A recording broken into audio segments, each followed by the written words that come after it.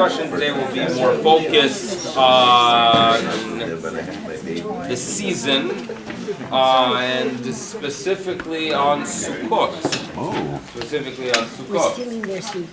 Even though we have a significant day coming in a day and a half, but nevertheless we don't view Sukkot as a holiday that happened to fall after Yom Kippur, but rather the two of them are related. We are able to enter into Sukkot and experience the significance of the day as a result of having a Yom Kippur. So therefore I feel comfortable that we could have a little bit of a discussion of Sukkot. We're going to look briefly at Parshas Haazinu. So if you, it's going to be limited Parshas Haazinu. You will need a chumash because there are a few other verses we're going to be focused on.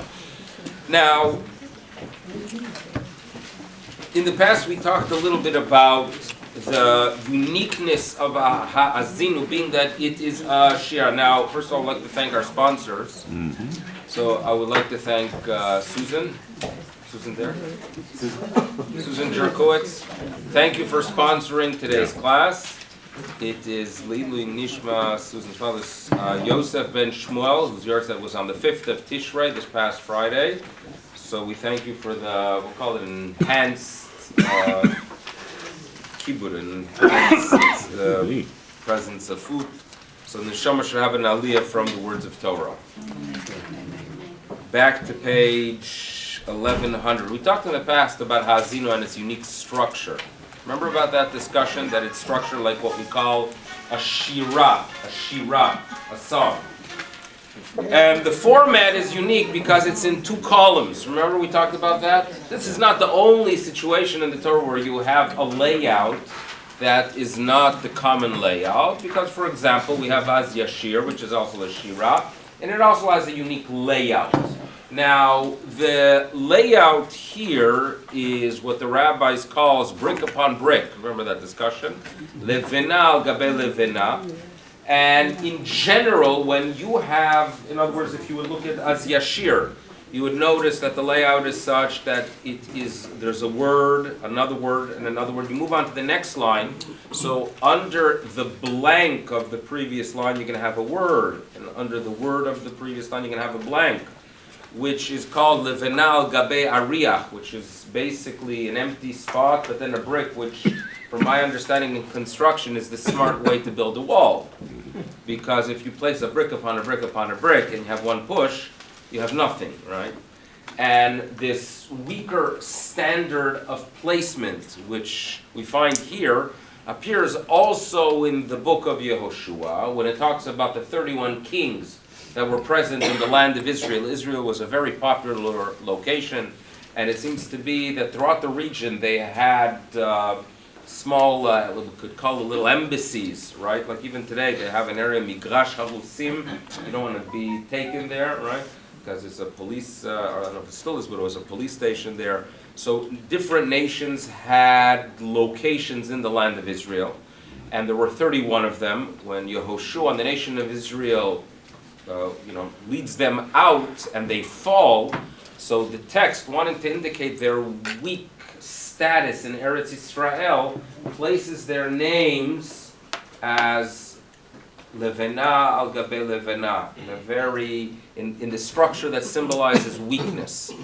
Now, it makes sense that Az Yashir, which symbolizes our strength, is in the format that symbolizes the good wall. But the question obviously is, why is Haazinu in a format that is that weaker format? Levena al gabe Levena, where, again, applied to a wall, would not be sturdy. So that was a question we dealt with. And we could apply the same type of question to the concept of a sukkah. Throughout the month of Elul, and leading to Yom Kippur, and in most communities today, leading throughout the season, there's a custom to say the 27th chapter of Tehillim, LeDavid Hashem Ori V'ishi, where it talks about a relationship with God. And it mentions there that God will protect me. God will protect me. And HaKadosh Baruch Hu will place me, says David, in his sukkah, in his protection. So sukkah, the word sukkah, seems to relate to some kind of spiritual protection. We call the Bet HaMikdash Sukkat David. And therefore, when it comes to the Birkat HaMazon, during Sukkot, many people have the tradition of saying Harachaman, Hu Yakim Lanu, Kadosh Baruch Hu, we turn to him, and the fallen sukkah of David. What is that referring to? Bet HaMikdash. There's a protection that comes from sukkah. So while sukkah in some sources seems to be talking about this very protection, sturdy protection of God. On the other hand, when I look at my sukkah, right, it ain't so sturdy. I mean, have you ever had a sukkah blowing away? You've had that, so I'm not the only one. That's good to hear, right? And if you want to talk about instability, right, where suddenly it's pouring outside and it's windy, and you hear the creaks, and you say, "Oh no, not again!" Right? And I made a mistake. I should have, now you should have banked it in a little bit better. Why shouldn't I tie this schach down the way I was told to do it? And you could go through a list of practices, a list of concerns, because it's not a sturdy structure. So wait a second. This structure that really symbolizes, in tradition at least, sturdiness and protection, it's not. And even the Talmud calls it a dirat arai, right? It's not this permanent structure. So which one is it? And then you look at Haazinu, and the same question you could really ask about Haazinu.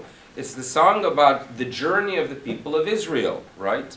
Hatzur Tamim Pelo, it's about God, it's about the Almighty, it's about Jewish history. Zachor Yomot Olam, remember the history, and remember the journey of the people of Israel. He gave us a land, He took care of us, we made some bad decisions, we were out of the land of Israel. We believe eventually again there's going to be a return and justice upon those who caused us so much trouble. So it's about the people of Israel, right? And a relationship we have with Hashem. Wow, it's incredible, a relationship with God. But the format is one of insecurity, right? So which one is it? What's our state? So we all understand that the people of Israel, the nation of Israel, is not exactly the strongest. Our situation is not exactly one that should bring about confidence on its own. I mean, you talk about things to pray for during this high holiday season. So I mentioned we could go ahead and take, for example, a map of Iran versus a map of Israel. Right? So go to Google and open the two of them. And maybe how many Israels fit in Iran.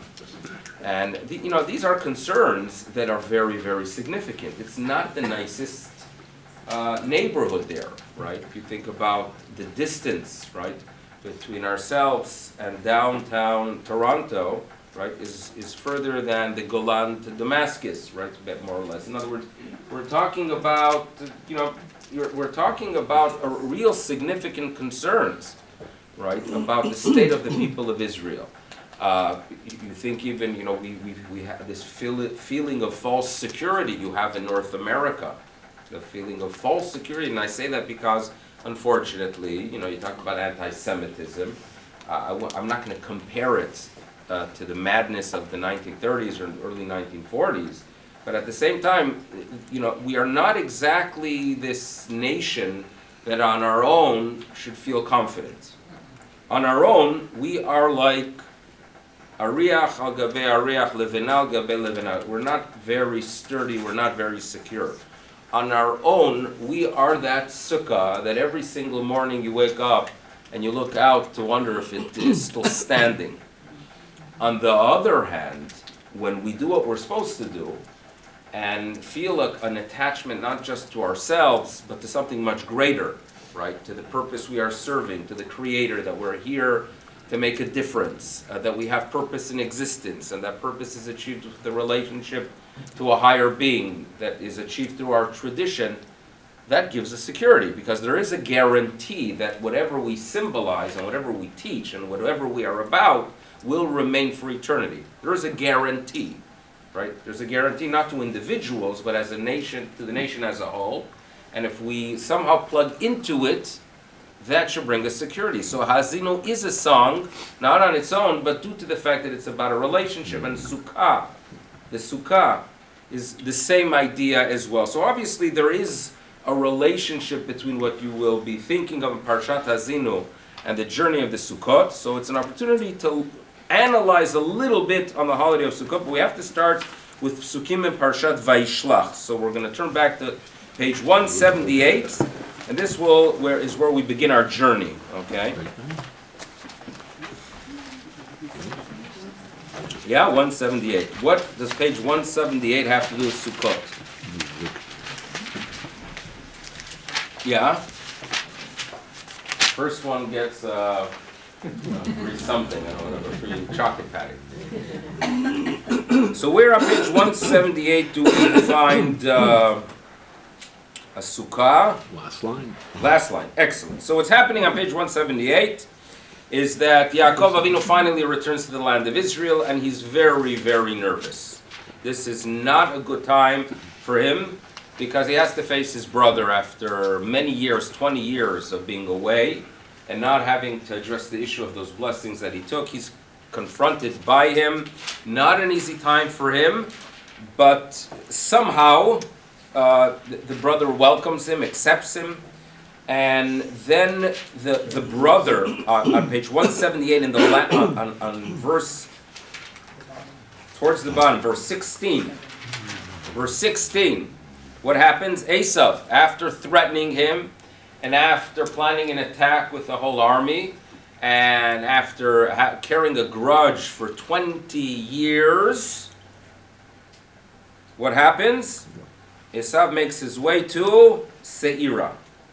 So this is an incredible moment. This is an incredible moment. After a very long exile for Yaakov, years of concern, and Yaakov, Nassas, where does he journey to after that? To Sukkot, to a place called Sukkot.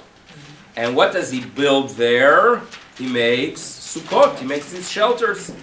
And Al-Ken Kara Shema Makom Ahu, what does he call this place? Shema Makom? Sukkot. Beautiful. Okay? So here we have our Sukkot. Now what does that have to do with our Sukkot? Right? And it is obviously significant because building shelters, fine, he needs to build shelters. Does the Torah really need to tell us about the shelters he built for his livestock? Was it such a significant event that he has to name the place for the shelters? I'm sure he also purchased breakfast, right? So they could have named it omelets or whatever. He could have called it aroma. I don't know what he would call it, but obviously there's something significant about the Sukkot.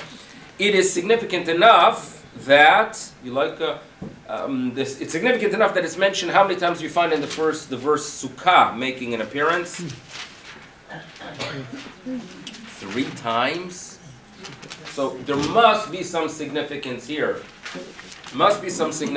Now, so to present 3, I have 3, right? Yaakov nasa Sukkot. Sukkot, kara lamakom Sukkot. 1 verse, 3 times. So what is this about? So the question is, when you enter into the Sukkah, God willing, right?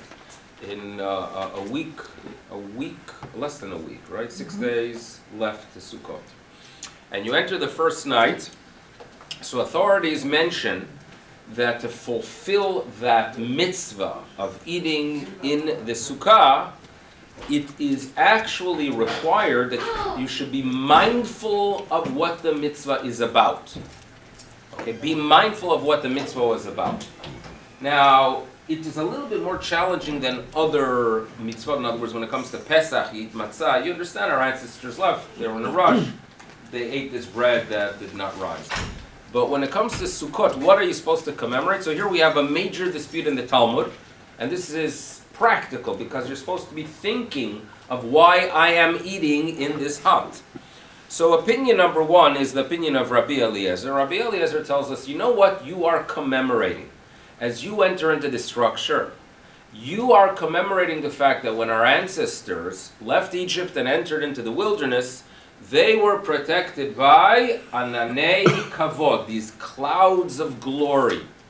This is far more spiritual. And obviously you ask yourself, wait a second, if so, I should have built a sukkah with clouds of glory. So the issue is that those things are not available in Home Depot or Canadian Tire. So therefore, due to the fact that the rabbis understood that you're not going to have access to these clouds of glory, so they tell you, the Torah wants you to perform a mitzvah with something that's physical, tangible. You built it, and you think of the fact that our ancestors were taken care of by God Almighty as they left Egypt. So Rabbi Eliezer takes something that's very, very spiritual. It's a spiritual experience, okay? So you have to be mindful of that, but you've only achieved half the mitzvah if you're only mindful of that. You have to remember that there's opinion number 2 of Rabbi Akiva. And Rabbi Akiva tells us, no, that's not what you're commemorating. Our ancestors left Egypt. They were in the wilderness. They needed some kind of protection. They built huts, sukkot. So therefore, you are commemorating the actual huts of our ancestors during their journey. Far more physical, by the way, because a hut is something that we all could relate to. You're in a desert, it gets cool at night, you need some kind of protection during the day from the sun, you build a hut. Very, very physical, much easier to relate to. Okay, so 2 opinions are presented, and it's recommended to be mindful of both of them. So when you enter into this holiday, you suddenly realize that you have to be carrying these 2 tracks, but it is, after all, one holiday. In other words, it would be odd if you say that I'm celebrating Hanukkah for the battle that we won over the Greeks, and also for some kind of event that occurred 400 years later. Meaning we all understand that a holiday is concentrated. You relate to one idea. So it is interesting here that you are commemorating 2 different things. So obviously they must come together in some way. Another question about Sukkot in general. Do you tune into Kohelet during the Shabbos Chol HaMoed? Do you know that it is the most depressing text? Yeah. Right? And like you ended, it's first of all, it's long, it's 12 chapters. And it is basically a depressed philosopher on the surface. It's a very, what's life? It talks about aging, right? It talks about all the challenges we have, and everything is narishkeit. It's all hevel havolim. And like you're saying to yourself, what a choice. Here we are, the time of happiness, right? It is a time of happiness. Zman simchatenu. We don't say that about any other holiday. It is the time of happiness. So only Jews, what would we choose to read during the time of happiness? Well, feel guilty a little bit, or in other words, be depressed. It borders on absurd, Kohelet. It does. And if you analyze it in depth, by the way, which I had the opportunity of studying it a few times in real depth, you realize it is really depressing. So how does that fit into the picture? Next interesting point about Sukkot. You know that it is really a holiday that was given to humanity, not just to the Jewish people, right? Very much we focus on humanity. In what way do we focus on humanity? So number 1, the korbanot, right? Korbanot. In other words, we are told that you're supposed to bring 70 bulls. Why 70? 70 was the number that symbolized the nations of the world. Okay, the United Nations today has 192 nations, but in our tradition, 70 nations existed. We are concerned for the welfare of humanity. We bring offerings for their sake. Okay, why Sukkot? Why do we suddenly welcome them? Right? Pesach, very Jewish. Shavuot, very Jewish. Sukkot, suddenly we talk about humanity. Like how does that occur, or why does that occur? What is it about Sukkot? Now, to really somehow bring this all together, what we have to realize is that the essence of Sukkot is Thanksgiving. And this year it works out very well. Right? This year? Only in Canada. Oh, of course. We are in Canada. Finally. It took me 10 years, took 10 years to transfer the thinking that it's right. Lang still places it in November probably, but it is in October. Of course, there's a daf side in October, right? So Thanksgiving, it is really about Hakaras Hatov, Thanksgiving. It's all about Thanksgiving, okay? And when it comes to Thanksgiving, it's not just a Jewish practice. It is really expected from humanity. That is what we expect from the human race, okay? And how do I know that, by the way? Like, how do I know that it's all about that Thanksgiving? So we take the 4 species, and I have no doubt that we've all heard many, many insights in Vertlach, as they say, into what the 4 species symbolize. Everyone has insight that this one symbolizes the heart, and this is the bat, like all kind of insights. And none of them, like what in other words, the approach mentioned by some is that the 4 species, they teach this to every kid. They come home with coloring books at a very young age, and now, teachers that are so busy during the season and need to download something so they could download it from online, these coloring pictures that have a lulav, an esrog, and the esrog symbolizes the heart, and the Hada symbolizes the eye and the Arava mouth. So they take some insight that someone came up with some 170 years ago, and they teach kids as if this is the essence of the holiday. And this is problematic, right? I also am not a big fan of the kids coming home every year with the ushpizin. In other words, as if that is what the holiday is about. It's nice to welcome people into your sukkah, especially ones that don't leave a mess and don't eat all the food, right?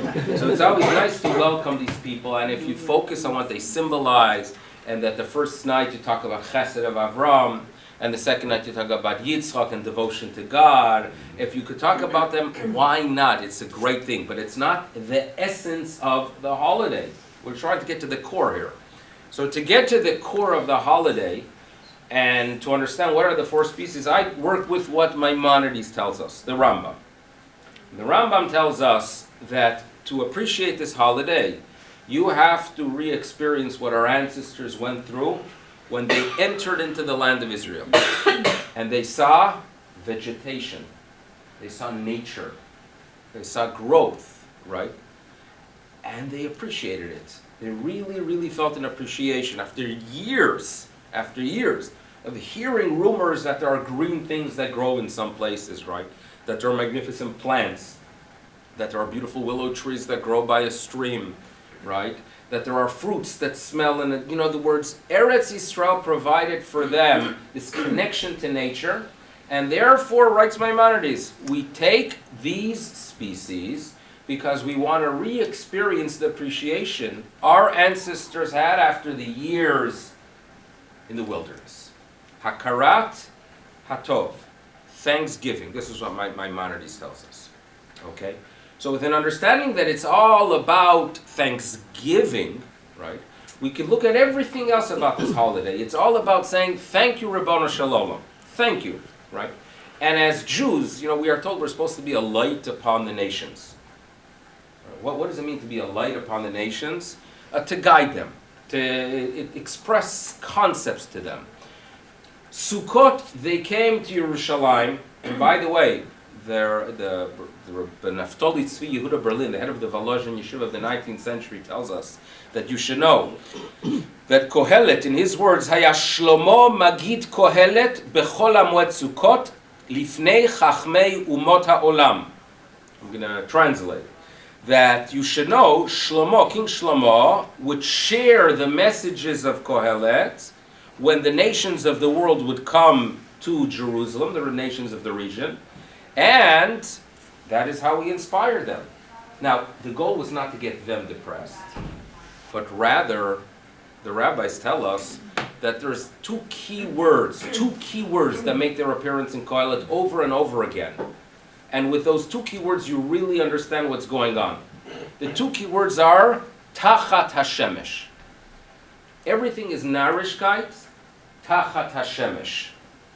In other words, if your goal is just to achieve things in this world, if your goal is to just be successful in this world, right? And to be recognized, and to be famous, and to be a celebrity, and to be wealthy, and to have great comfort. Hevel havolim, right? It's worthless. It's nothing. It's going to be gone, right? And when you see people that pursue, and this is a message that we as Jews should be sharing with humanity. And obviously it's tragic when we don't get the message across to ourselves. But the Jewish way of living is saying financial success, to define a person based on that, hevel avolim. You know how empty that is? You know how absurd that is? That is because it is tachat hashemesh. If you envision the way they saw the world 2,000-3,000 years ago, and they understood that there's a physical world, the physical world's peak was the sun. When you say everything under the sun, and we still use that in our speech today, the way we speak, what you are basically saying, anything in the physical world is narishkeit. It's stupidity, right? It's hevel avolim. If on the other hand you have a goal that is, the rabbis say, me'al hashemesh. If I have a goal that I want to have an impact on the world, I want to teach them about values. I believe that what we are doing achieves something in a spiritual realm. We have a relationship with a higher being. There's a purpose in existence. And even though we don't understand everything, we understand that there is purpose in life. Suddenly it changes everything. That's what Kohelet is about. It's not the depressed philosopher, not at all. It is the educator saying, understand what's important, because we live in a world that people chase absurdities. And they go mishuga. I actually was reading a book recently. We're reading it at home, both Miriam and I. It's called Bad Blood. It's a book about a woman by the name of Elizabeth Holmes. Elizabeth Holmes. Mm-hmm.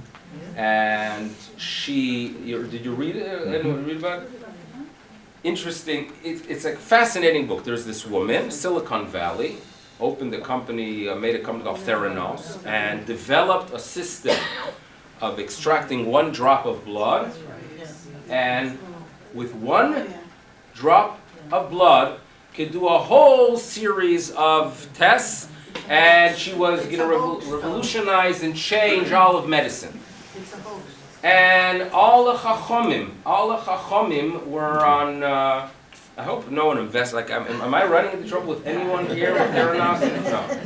No. And all the chachomim were very supportive of her, including, the list is incredible, George Shultz, Henry Kissinger, she fooled Joe Biden, Bill Frist, in other words, the list of senators and former secretaries of state, and Clinton, the list is long, she fooled everyone, because it was, as you mentioned, a hoax. It was garnished, it was a box.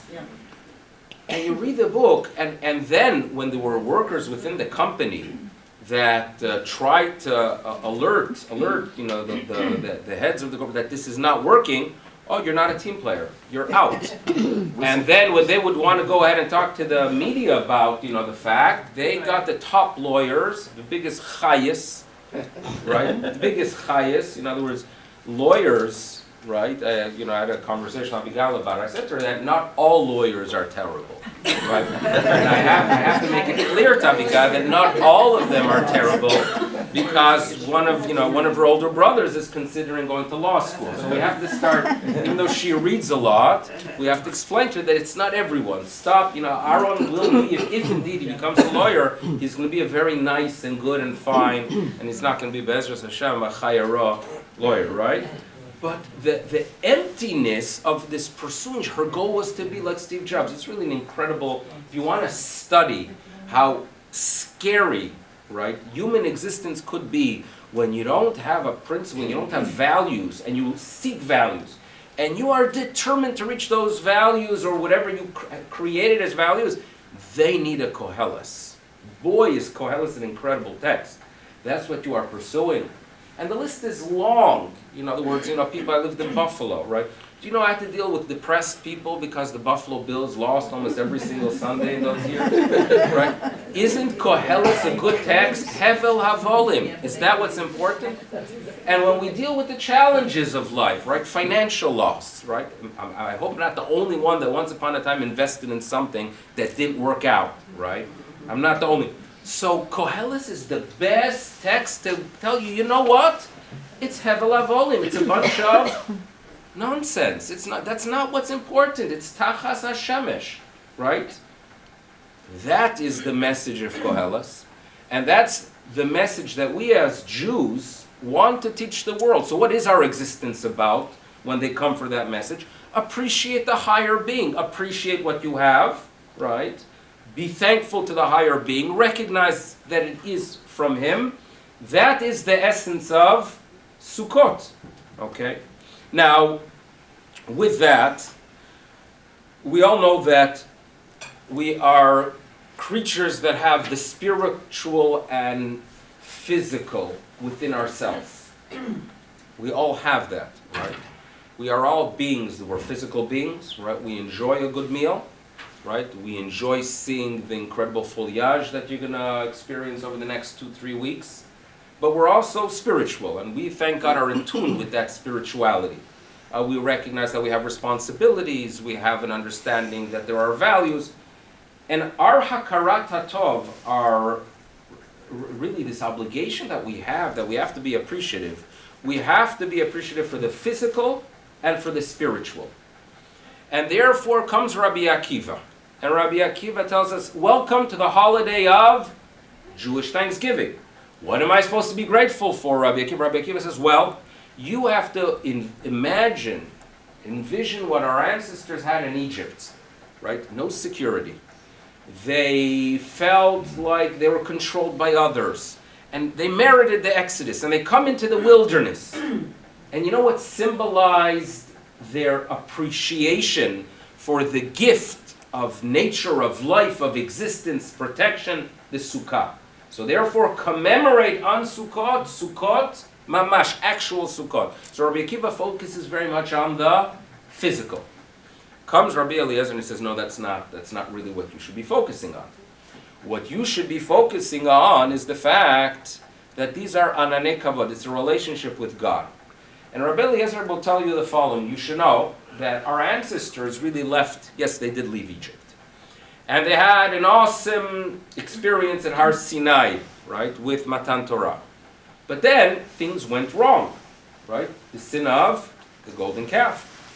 And if you could compare Pesach to the engagement between the people of Israel and God, and if you could compare Shavuot to the marriage, obviously the sin of the golden calf was the first big fight, right? Right after the Shabbat Brachas, major fight. Now, luckily, this marriage did not fall apart because it was a Yom Kippur. And on Yom Kippur, the Almighty said, you know what? Salachti. And the experience we felt after Yom Kippur was not just the closeness to God, but a recognition that when we don't have that closeness, we feel rotten. And often after the fight, right, the relationship between the couple could be much stronger than ever before. Welcome to Sukkot. It's a relationship and an appreciation we have for that relationship. Ananei kavod, and therefore, knows the Gaon of Vilna, why do we celebrate it after Yom Kippur if it would be a commemoration of only these huts? So we should have experienced it right after Pesach. Can you imagine that, right? Pesach, then Sukkot. So it's not the case. Because it is also for us to remember the spiritual return. And in a deep appreciation we had for the fact that we could reconnect to our light, to our purpose, which took place after Yom Kippur. So therefore it is physical and spiritual. That's what we should be mindful of when we celebrate Sukkot. Okay, now, so at least we have a little bit of an idea of the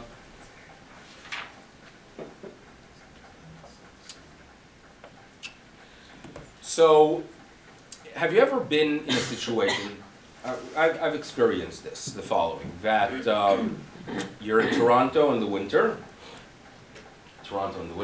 it's January, and Baruch Hashem, you get away a little bit to South Florida, right?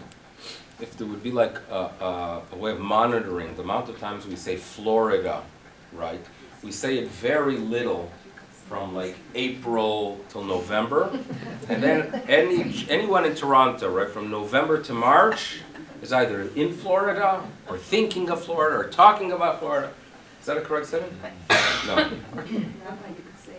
I know. There's no question about that, and you are an inspiration, with the Jekyll Shalom, Israel, no question. But I've heard a lot of Florida here. I hear a lot of Florida. Now, so imagine you're in Florida now, and you're on vacation, and you want to get your mind when, you hop on a plane, you brought 3 hours later, Baruch Hashem, it's magnificent, it's beautiful, but you have a problem.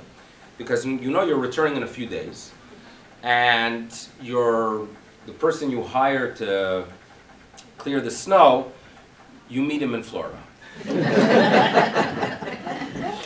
What do you mean? He said, well, so now you're nervous because you know very well that when you're going to return, forget about getting, you can't get home, right? Simply, what if it really, like in the olden days, 4.5, 5 feet, you can't get the car into the driveway, and your vacation is ruined, right? Because the only thing you wake up in the morning, and instead of looking out and seeing the palm trees and being appreciative and enjoying the fact that there's a contrast here, what are you thinking of?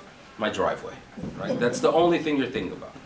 And if it's a short vacation of 5 days, that's what you think for 5 days. And suddenly, now, eventually you come back, Thursday evening, you come to Toronto, you drive your car from the airport, you're all nervous, and you realize that the guy you hired actually has his Italian brother-in-law who did it for him. And the driveway is clear. Now, assess your relief at that moment, right? It could be you're in a happier mood at that moment than your 5 days in Florida, right? In other words, this relief. Baruch Hashem, that was settled. Okay, now we'll move back to Yaakov Avinu. Right, something close, not exactly like that, but there is that I'm giving you from Yaakov Avinu.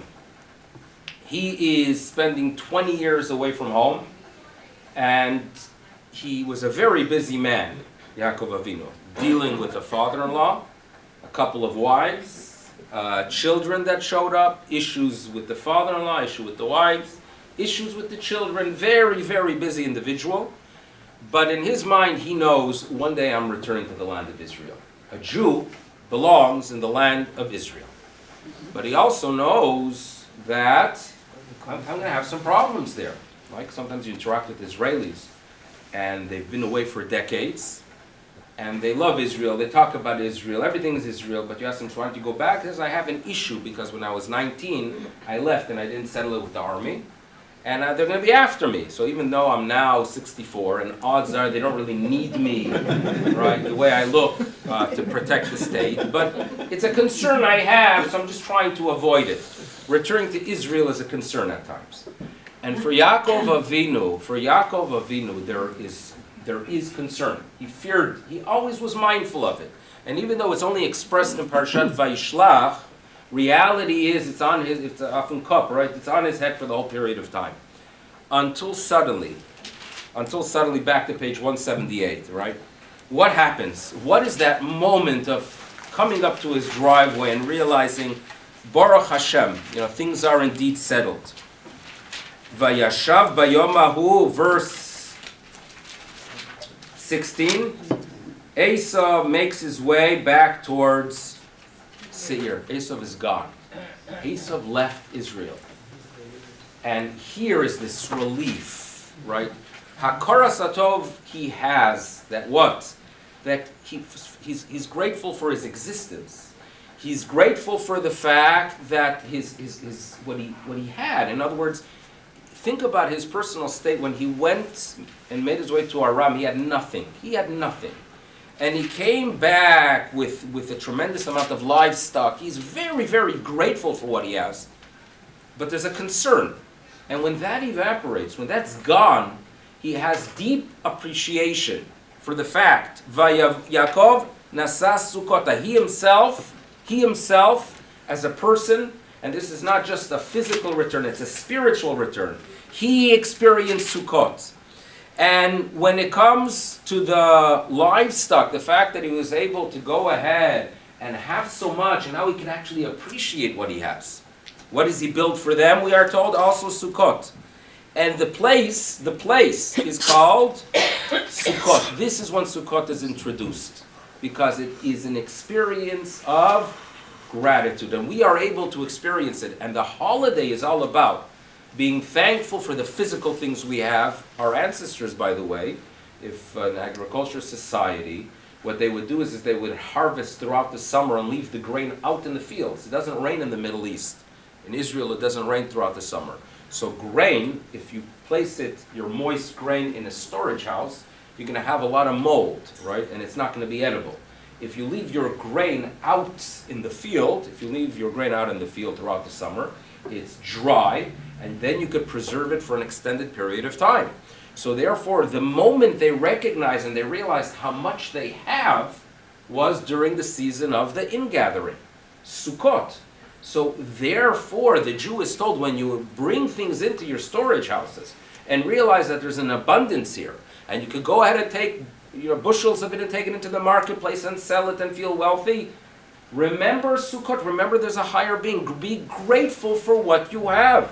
And whatever we do have, again, it's not a goal, it's a mean. You look at what you have and you say, Baruch Hashem, I have it. And so too, it is a spiritual experience. After Yom Kippur, when you feel, you know what? I am not carrying any burdens. There's no guilt. I have a relationship with the higher being. I am grateful. That is our Sukkot. Yaakov experienced it. We experience it. And that's really the core of what this magnificent Chag is about. Obviously, it relates to Yom Kippur, so it's an opportunity to wish everyone a Gmar Chatima Tova. It should be a Gebench Diyar.